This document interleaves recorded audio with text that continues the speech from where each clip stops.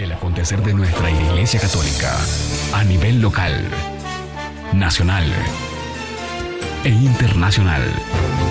Usted puede conocerlo en Iglesia en Marcha, conducido por Manuel Antonio Obando. Desde la diócesis de Matagalpa, presentamos Iglesia en Marcha.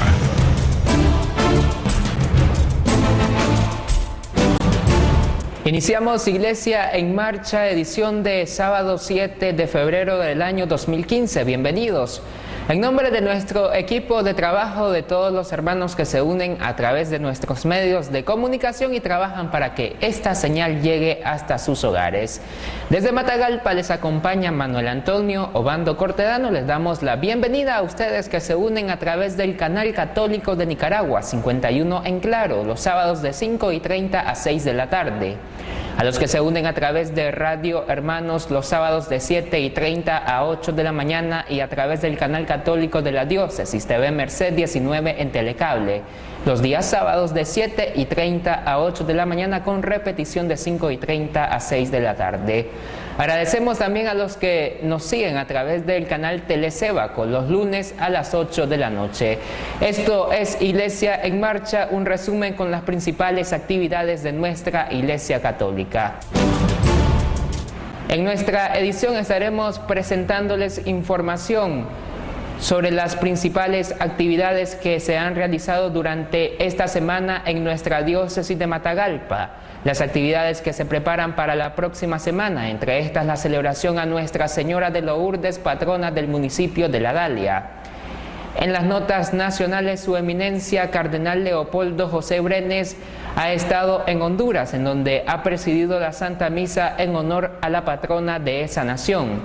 En las notas internacionales, estaremos presentándoles parte de la vida de Monseñor Óscar Romero, un obispo del Salvador, quien el Papa Francisco ha anunciado que le declara el martirio.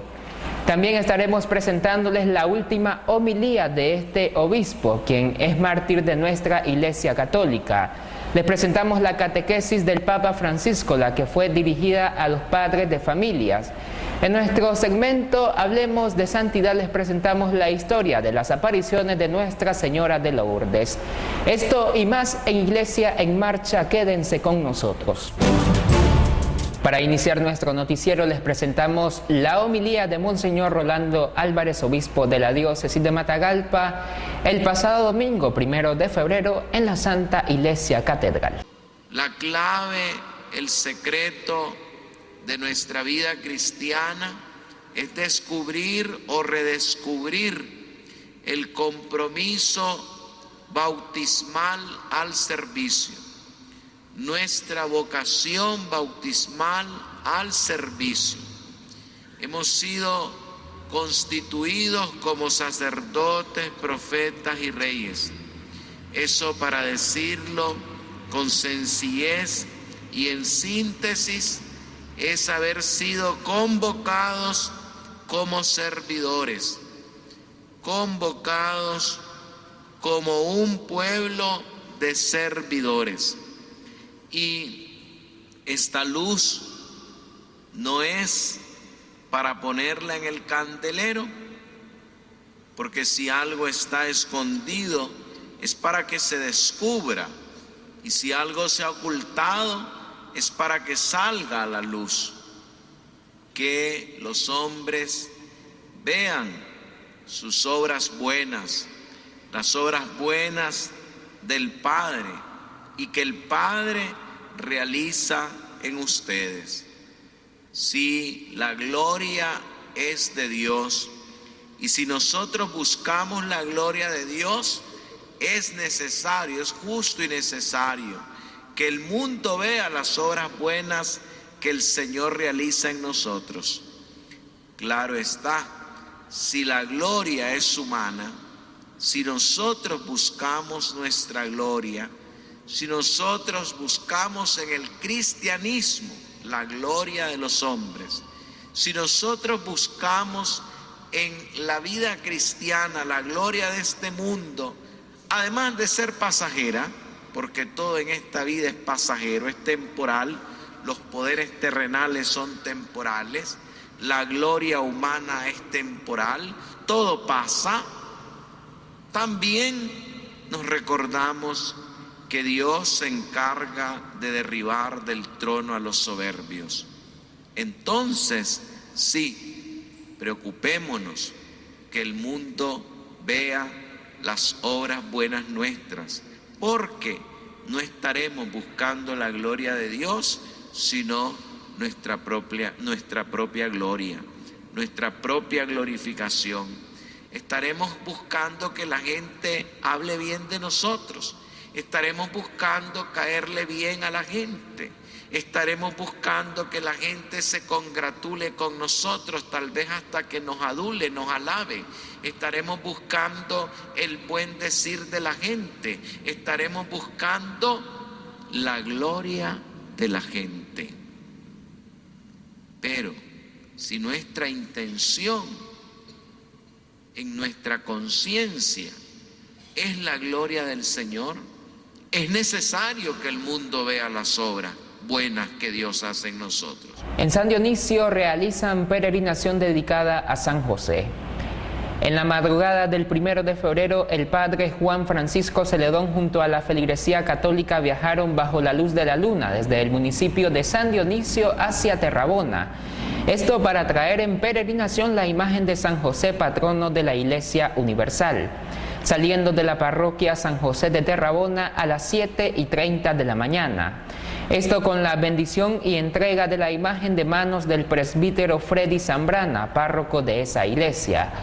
Luego la peregrinación fue acompañada de música, montados a caballo, peregrinos y promesantes, llegando la imagen a la comunidad Montaña Grande a las 9:30 de la mañana. A las 11 de la mañana al Portillo.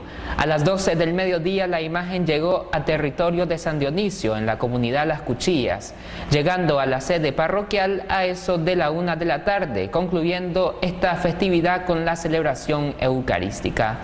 El presbítero Juan Francisco Celedón nos cuenta que esta experiencia de peregrinar data desde hace aproximadamente 10 años, en donde muchos feligreses, al acercarse el mes de febrero, se iban desde las comunidades rurales de San Dionisio a Terrabona a visitar a San José. Y desde hace algunos años se ha realizado esta peregrinación, saliendo siempre desde las comunidades de San Dionisio hacia Terrabona, caminando en horas de la madrugada para el siguiente día traer la imagen de San José, que permanece durante algunos días en la parroquia de San Dionisio. Los primeros lunes y martes de cada mes, el clero de la diócesis de Matagalpa se reúne en el Centro Diocesano de Pastoral La Cartuja. En esta ocasión, la celebración eucarística que presiden el martes la ha celebrado Fray Carlos Treminio. Él es el nuevo párroco de Nuestra Señora del Carmen de Río Blanco. Les presentamos parte del mensaje de este sacerdote dirigido para el clero de Matagalpa y para los fieles que se unen a través de los medios de comunicación. Que en la vida a veces tenemos que romper los esquemas de nuestra mente, los esquemas de muchas veces de la religión, para poder encontrar con Jesús, que es el dador de la vida. Esta mujer que en medio de todo ese sufrimiento que tenía, ella dice, es el momento. Ella había escuchado tantas veces que Jesús hacía los milagros, hacía las curaciones. Ya médicamente nadie le podía dar solución porque era demasiado tiempo lo que llevaba enferma. ¿Cuántas veces pudo escuchar sobre la persona de Jesús? Y eso es lo que a ella le motiva para poder llegar donde Jesús. Aún escondida, que la gente no lo viera, porque ya la conocían, que era de la religión judía y sus normas le impedían poder acercarse a Jesús. Sin embargo, esta mujer desafía todas esas normas, todas esas leyes, y dice, Jesús es mi única esperanza. Si no llego donde Él, ¿quién me va a curar? Esta será mi última alternativa. Y esa mujer va con fe, va con esperanza. Sabe que no se va a presentar físicamente frente a Él, sino lo que va a hacer, por lo menos voy a tocarle el manto. Teníamos el mensaje del nuevo párroco de Río Blanco, Fray Carlos Treminio, luego de que Fray Orestes Telles, quien tuvo por mucho tiempo en esta parroquia, fuera trasladado a la Iglesia San José o Parroquia Inmaculado Corazón de María de la ciudad de Matagalpa. El 2 de febrero en la parroquia Nuestra Señora de Lourdes en Adalia celebraron a Nuestra Señora de Candelaria. Con esta celebración se da inicio al novenario dedicado a la patrona de la Adalia, Nuestra Señora de Lourdes.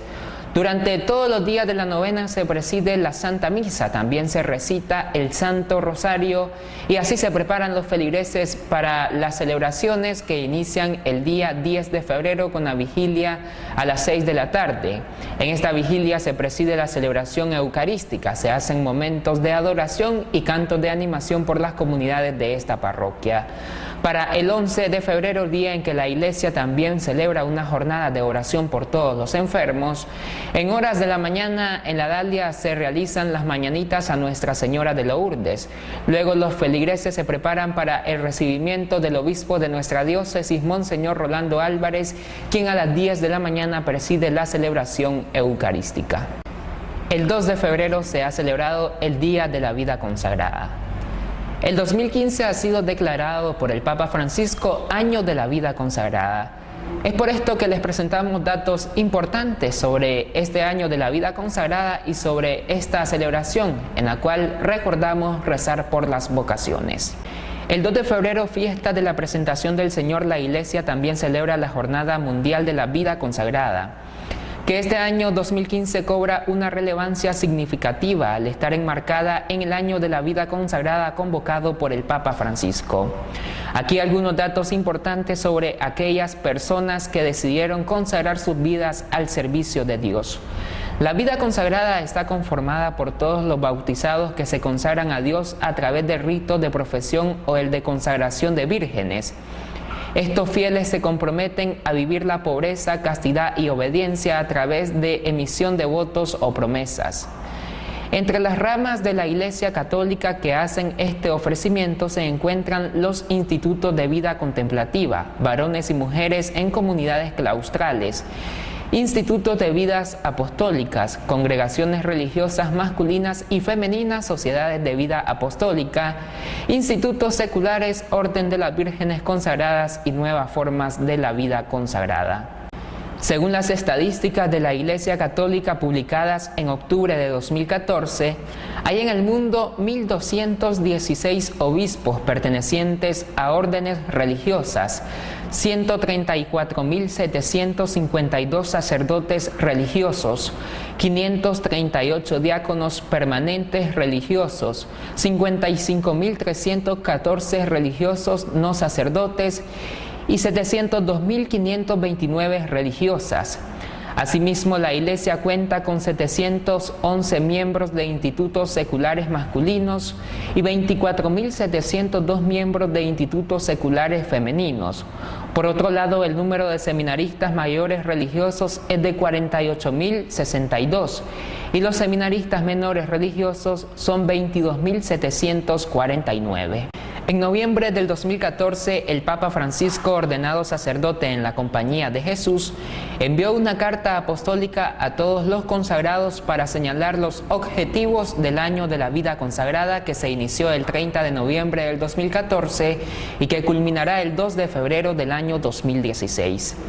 El primero es mirar el pasado con gratitud, para tener viva la propia identidad sin cerrar los ojos a las incoherencias, fruto de las debilidades humanas y quizás también al olvido de algunos aspectos esenciales del carisma. El segundo objetivo es vivir el presente con pasión, así como el Evangelio en plenitud y con espíritu de comunión. Por último, el tercer objetivo es abrazar el futuro con esperanza, sin desanimarse por tantas dificultades que se encuentran en la vida consagrada a partir de la crisis vocacional. Por otro lado, en una nota publicada en Radio Vaticano, el secretario de la Congregación para los Institutos de Vida Consagrada y las Sociedades de Vida Apostólica envió recientemente un mensaje con ocasión de la Jornada Mundial de la Vida Consagrada. En sus palabras, el prelado animó a los consagrados a dar testimonio gozoso, alegre de la belleza de la vocación, con la cual hemos sido enriquecidos sin méritos propios. Ahí está el significado y el sentido de celebrar el año 2015, año de la vida consagrada. Debemos también nosotros como laicos rezar por las vocaciones sacerdotales y religiosas, también rezar por el ejercer una buena vocación desde nuestros trabajos, desde el lugar en donde le estemos sirviendo a la Iglesia y a nuestro Señor Jesucristo, hacerlo con la mejor manera y también hacerlo con mucha alegría, sirviendo desde nuestra vocación para ganar el reino de Dios. En las notas nacionales les presentamos los nuevos nombramientos que se han realizado durante esta semana en la diócesis de León. Monseñor Bosco Vivas ha hecho público algunos cambios de sacerdotes en la diócesis de León. El padre Mario Torres ha sido nombrado director del Museo Archivo Diocesano y vicario de la parroquia San Juan Bautista de Sutiaba, atendiendo el sector de Vía Democracia y La Providencia. El presbítero Víctor Morales ha sido nombrado director de Radio Magnífica y encargado de los medios de comunicación social de la diócesis. También ha sido nombrado vicario de la parroquia San Juan Bautista en Sutiaba. Monseñor Guillermo Berríos ha sido nombrado párroco de la parroquia San Nicolás de Tolentino en el barrio Laborio. El presbítero Norvin Espinosa será ahora el rector del Santuario Nacional del Señor de los Milagros en el Sauce. El padre Luis Alberto Matute estará a cargo temporalmente de la parroquia San Sebastián de Achuapa. El padre Mauro Paniagua pasa al Seminario Nacional Nuestra Señora de Fátima en Managua y será parte del equipo formador. El presbítero Michael Mendoza asume la parroquia de San José en Chinandega. El padre Kenneth Mendoza pasa al seminario propedéutico y se integra en el equipo formador, esto en Mazatepe. El presbítero Agustín Pelayo atenderá la capilla de El Calvario en la ciudad de El Viejo y el presbítero Rafael Moncada asume la rectoría del seminario menor de la diócesis. Oramos por los sacerdotes de la diócesis de León y por estos nuevos nombramientos. Con más información en Iglesia en Marcha. En Chichigalpa se han celebrado durante esta semana las fiestas patronales dedicadas a Nuestra Señora de Candelaria y a San Blas. Les presentamos el informe que nos llega desde el canal católico de la Diócesis de León, Purísima TV, sobre estas celebraciones que también fueron presididas por el obispo Monseñor César Bosco Vivas. La Santa Iglesia Católica celebra la fiesta de Nuestra Señora de Candelaria, que coincide con los 40 días después de la Navidad, día en que se recuerda la presentación del Niño Jesús. La parroquia San Blas de Chichigalpa, en el departamento de Chinandega, tiene como patrona a la Virgen de Candelaria, y un año más se prepararon para recibir al obispo de la diócesis de León, quien presidió la Santa Eucaristía de Función.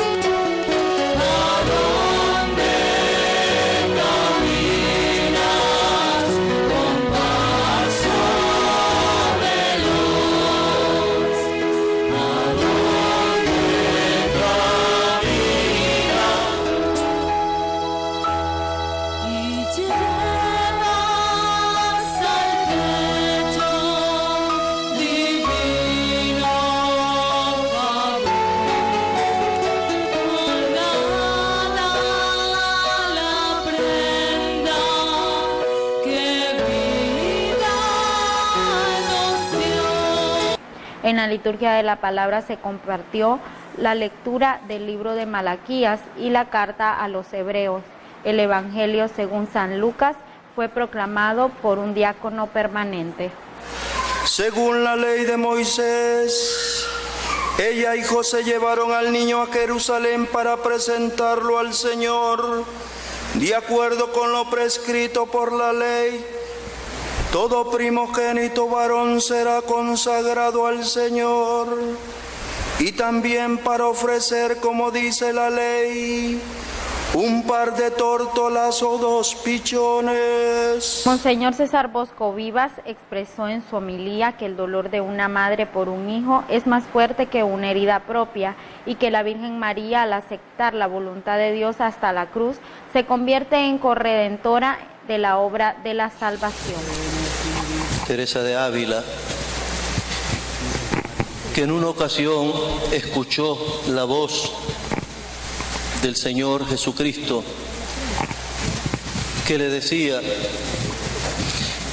cuando contemplas la imagen de mi madre que me tiene como niño en sus brazos, debes de considerar que no solamente fui motivo de gozo y de felicidad para ella, sino también fui causa de dolores inmensos de su corazón. Al ver la imagen, repito, de la Virgen de Candelaria, nosotros hoy unimos ciertamente un doble recuerdo. Un recuerdo a la alegría inmensa de la Virgen como Madre de Dios. Han pasado 40 días de la fiesta de Navidad. Desde aquel momento, nosotros cristianos, considerando que la Virgen es verdadera Madre de Jesucristo, hemos pensado en ella muchas veces, le hemos rendido culto de veneración de un modo muy solemne en la octava de Navidad del 1 de año. Y nos ha parecido, así es en nuestro pensamiento, que la Virgen recibió una gracia que la llenó de una felicidad como nunca nadie la podrá experimentar entre los seres humanos. Los fieles católicos de esta parroquia participaron en todo momento de la celebración eucarística. Al finalizar, el obispo de la diócesis de León administró el sacramento de la confirmación a una considerable cantidad de niños. Luego, en horas de la tarde, la imagen de la Candelaria salió en procesión para recorrer las principales calles de Chichigalpa.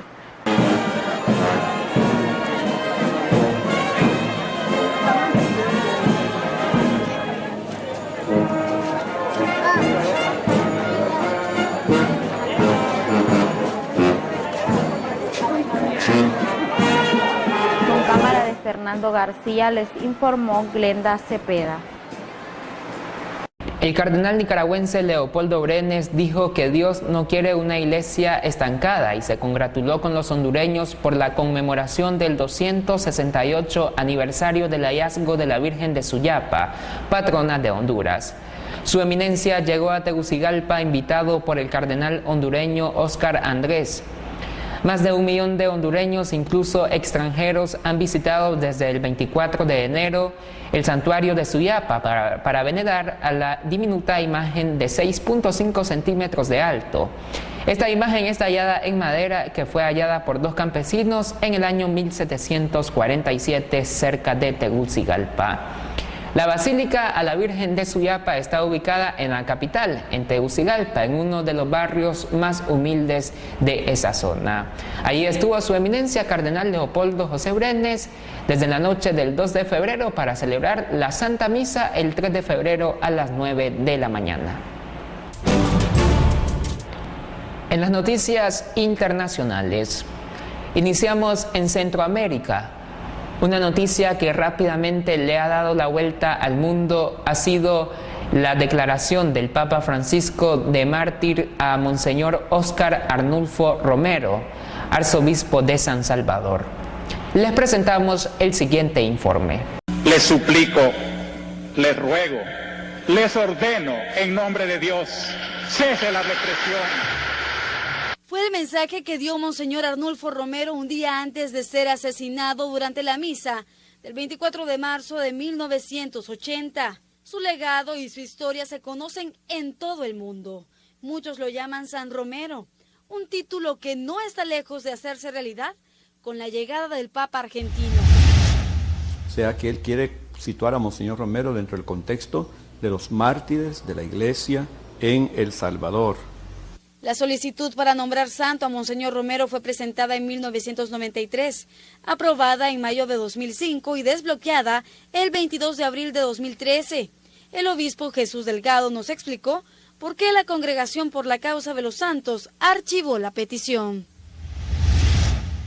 Por prudencia, es decir, dada la situación en que El Salvador se encuentra, de mucha contradicción, de mucha contrariedad entre los sectores de la población. Ahora la causa de Monseñor Romero está en manos de los postulantes en Roma. Son ellos quienes deben apresurar el proceso de beatificación.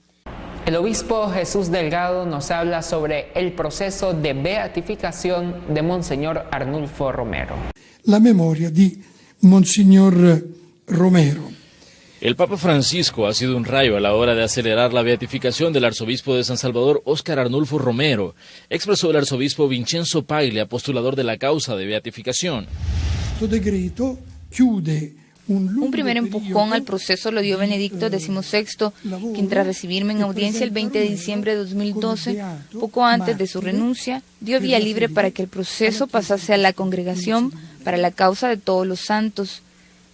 El Papa aprobó este martes el decreto en el que reconoce el martirio de Romero in odium fidei, es decir, que fue asesinado por odio a la fe y por el que no necesitará un milagro para ser beatificado. Un primo mártir dei nuovi martiri contemporanei. Sobre la posible fecha de la ceremonia de beatificación que será en El Salvador, Paglia explicó que es aún pronto, ya que el decreto se firmó ayer, pero aseguró que será antes de finales de año. Monseñor Paglia, que es también presidente del Pontificio Consejo sobre la Familia, explicó en una rueda de prensa en el Vaticano que con este proceso de beatificación se ha vivido una especie de profecía. Di Monseñor Romero. Teníamos que esperar al primer Papa latinoamericano para que beatificase a Romero. Es algo importante porque entre lo que Romero predicaba y el magisterio del Papa hay una gran similitud que se engloba en pensar en una iglesia pobre para los pobres. Sobre el concepto de martirio por odio de la fe, el postulador defendió que quien ordenó atentar contra él quería asesinarlo en el altar mientras daba misa, pues lo podían haber hecho en cualquier momento. Romero fue asesinado el 24 de marzo por el disparo de un sicario en la capilla de un hospital para enfermos de cáncer, en los días previos al estallido del conflicto armado en El Salvador. En la conferencia también estuvo presente Jesús Delgado, quien fue secretario privado de Romero. Oggi è un giorno di festa, grande in El Salvador e nel mondo intero. Un figlio di questa terra benedetta del Signore, la patria che porta il suo nome, Salvador del mondo, è riconosciuto come vero martire dalla Chiesa Católica. La beatificación de Romero, según explicó Delgado, será este año y señaló que podría elegirse una fecha relacionada con la Virgen y por ello lanzó la idea de que fuese el día 15 de agosto, en que se celebra la fiesta de la Asunción y fecha en la que nació el arzobispo salvadoreño. El 24 de marzo de 1980 fue asesinado Monseñor Romero. Esto al presidir la Santa Misa en una de las iglesias de San Salvador. Les presentamos la última homilía de este obispo que fue declarado mártir durante esta semana por el Papa Francisco. Yo quisiera hacer un llamamiento de manera especial a los hombres del ejército y en concreto a las bases de la Guardia Nacional, de la policía, de los cuarteles. Hermanos, son de nuestro mismo pueblo. Matan a sus mismos hermanos campesinos. Y ante una orden de matar que dé un hombre, debe de prevalecer la ley de Dios que dice no matar.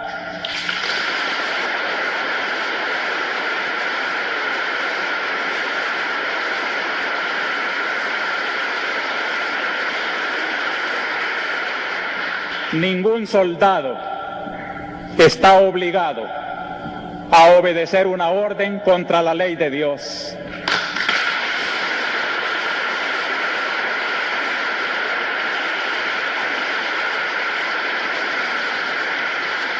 Una ley inmoral, nadie tiene que cumplirla.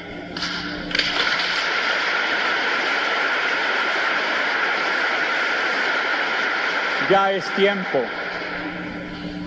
de que recuperen su conciencia y que obedezcan antes a su conciencia que a la orden del pecado.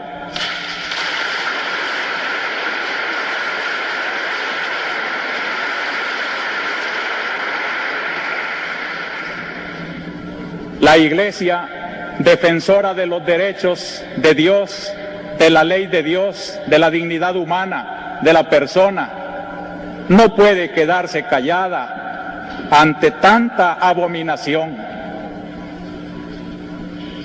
Queremos que el gobierno tome en serio que de nada sirven las reformas si van teñidas con tanta sangre.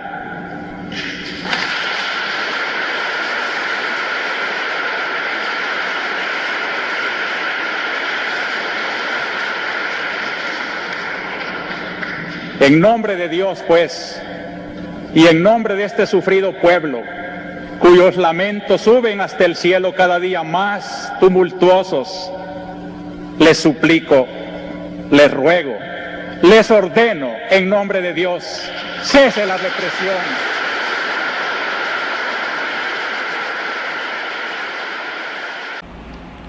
Ahora les presentamos una visita a los lugares de Monseñor Óscar Romero y también los objetos que ocupó este obispo querido en El Salvador.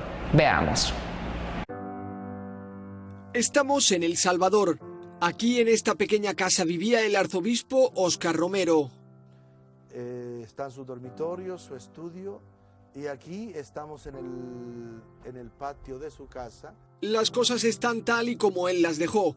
Un calendario recuerda el día y la hora de su asesinato. Pasó sus últimas horas con Fernando Sáenz Lacalle, su segundo sucesor, y con otros sacerdotes del Opus Dei. Pero fue entonces una reunión muy extraordinariamente amable y además incluso con estas características de sencillez y hasta de pobreza, podemos decir así, porque estuvimos sentados en el suelo a la sombra de unas palmeras, estudiando un documento que él había llevado y después almorzando. Regresamos como a las 3:30, él nos advirtió que tenía una misa esa tarde y que convenía regresar temprano. La misa era en este lugar, la capilla del Hospital de la Divina Providencia en El Salvador.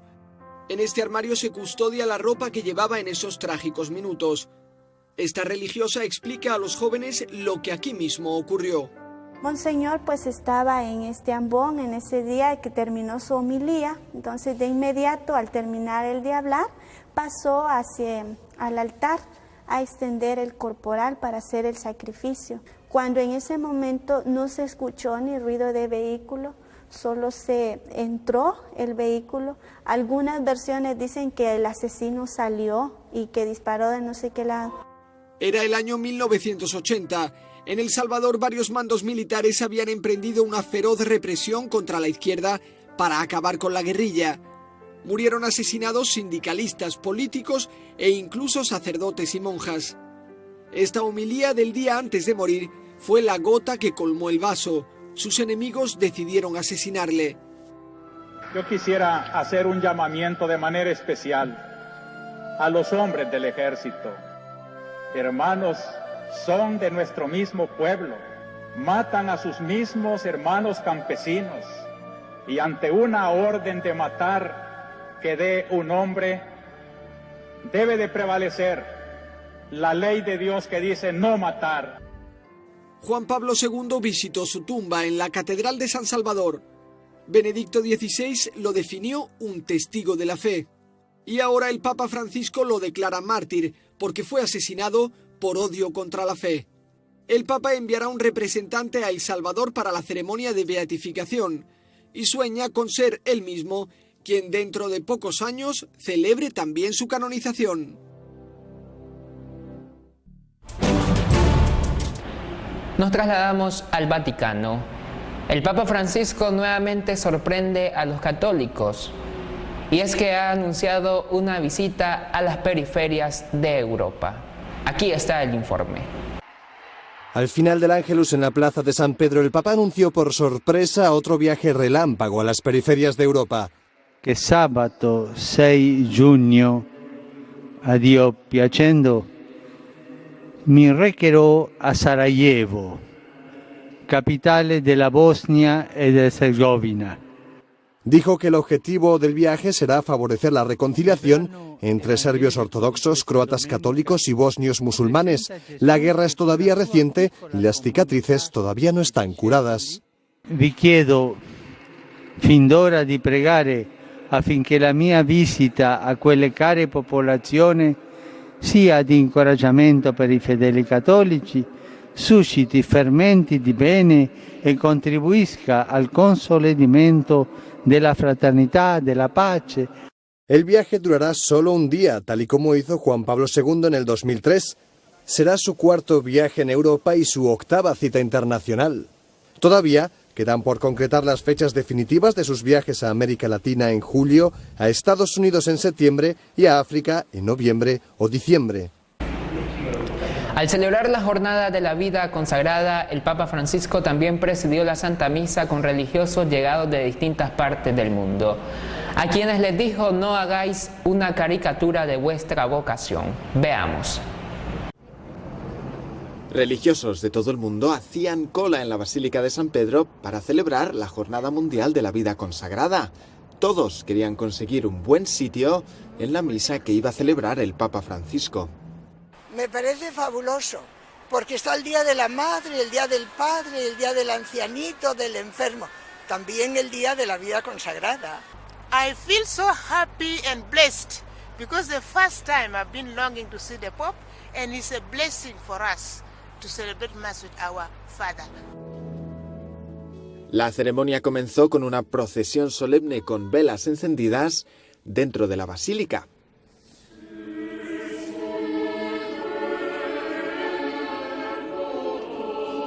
En su homilía, el Papa explicó cómo la obediencia da sentido a la vida de los religiosos.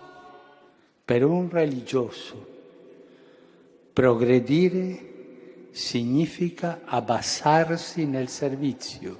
El Papa también pidió a los religiosos que no vivan su vocación de una forma light, ni que hagan de ella una caricatura. Una caricatura nella quale si attua una sequela senza rinuncia, una preghiera senza incontro, una vita fraterna senza comunione, un'obbedienza senza fiducia e una carità senza trascendenza. Además del coro de la Capilla Sixtina, un arpa acompañó la ceremonia. Hizo varios solos a lo largo de la misa y su música llenó la basílica.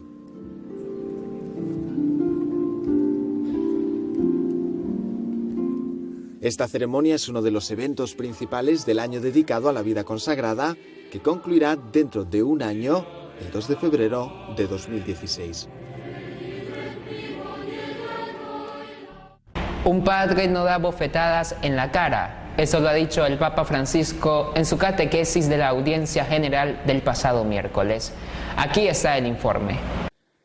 Queridos hermanos y hermanas, hoy quisiera referirme al aspecto positivo y decisivo de la figura del padre. Toda familia necesita un padre que no se vanagloríe de que su hijo sea como él, sino que se alegre de que aprenda la rectitud y la sensatez, que es lo que cuenta en la vida.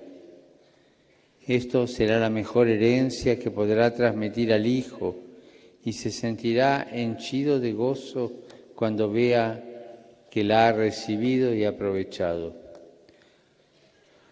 Por eso el padre trata de enseñarle lo que el hijo aún no sabe, corregir los errores que aún no ve, orientar su corazón, protegerlo en el desánimo y la dificultad. Todo ello con cercanía, con dulzura y con una firmeza que no humilla. Para ser un buen padre, lo primero es estar presente en la familia, compartir los gozos y las penas con la mujer, acompañar a los chicos a medida que van creciendo. La parábola evangélica del hijo pródigo nos muestra al padre que espera a la puerta de casa el retorno del hijo que se equivocó. Sabe esperar, sabe perdonar, sabe corregir. También hoy los hijos, al volver a casa con sus fracasos, necesitan a un padre que los espere, los proteja, los anime y les enseñe cómo seguir por el buen camino. A veces tiene que castigarlo, pero nunca le da una bofetada en la cara. Muchas veces no admitirán los fracasos los hijos, pero necesitan del Padre. Como todos necesitamos acudir al único Padre bueno, como dice el Evangelio, el Padre nuestro que está en los cielos. Saludo con afecto a los peregrinos de lengua española, en particular a los venidos de España, Argentina, México y otros países latinoamericanos. Pidamos al Señor que nunca falte en las familias la presencia de un buen Padre, que sea mediador y custodio de la fe en la bondad, en la justicia y la protección de Dios, como lo fue San José. Muchas gracias.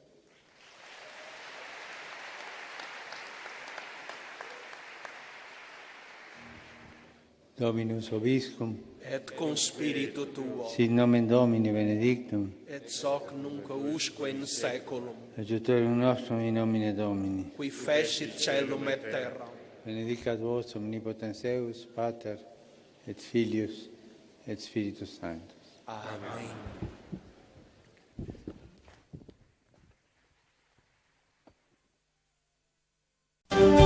En Iglesia en Marcha, hablemos de santidad.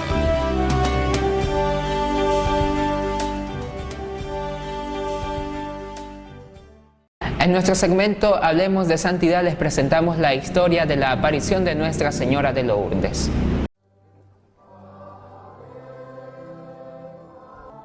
En 1858, la Virgen se apareció en 18 ocasiones a Bernadette-sous-Brieuc, en Lourdes, un pequeño pueblo de los Pirineos franceses. Las apariciones tuvieron lugar aquí, en la cueva de Massabielle, un lugar que cada año visitan 6 millones de peregrinos de todo el mundo para rezar a la Virgen y descubrir la imagen de la pequeña Bernadette. En mi opinión, lo importante no son solo las apariciones, sino que Bernadette no llegó a la conclusión inmediata de decir «he visto a la Madre de Dios». Fue algo de lo que se dio cuenta poco a poco. Bernadette, que en aquel entonces tenía 14 años, no fue la única que necesitó tiempo para reconocer que la señora era realmente la Virgen. La Iglesia tardó 4 años y la reconoció oficialmente en 1862, tras una larga y minuciosa investigación. Poco después de las apariciones, Bernadette fue a un convento en Nevers, en el norte de Francia. En aquellos tiempos era un viaje muy largo. Allí se quedó el resto de su vida. Jamás regresó a la Gruta de las Apariciones. Bernadette se hizo de la congregación de las Hermanas de la Caridad y vivió en el convento de Nevers hasta su muerte en el año 1879. Fueron 13 años muy dolorosos por su delicada salud. Bernadette, a pesar de las apariciones y de su débil salud, jamás buscó comodidades, porque la Virgen le había dicho: no te puedo prometer la felicidad en este mundo, pero sí en el otro.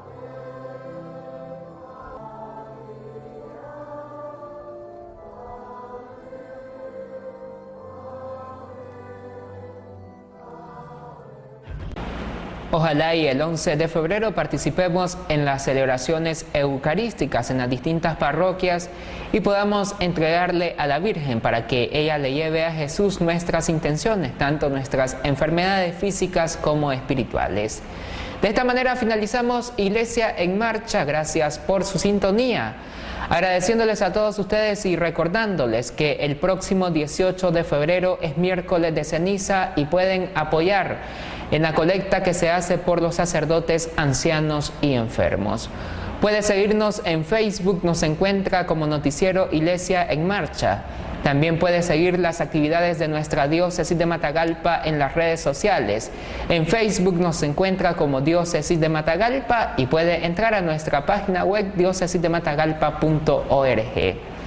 Desde nuestra ciudad de Matagalpa les acompañó Manuel Antonio Obando Cortedano, en nombre de nuestro equipo de trabajo y de nuestros medios de comunicación. Gracias por su sintonía, que nuestra Madre Santísima les ampare, Dios les bendice. El acontecer de nuestra Iglesia Católica a nivel local. nacional e internacional. Usted puede conocerlo en Iglesia en Marcha, conducido por Manuel Antonio Obando. Desde la diócesis de Matagalpa hemos presentado Iglesia en Marcha.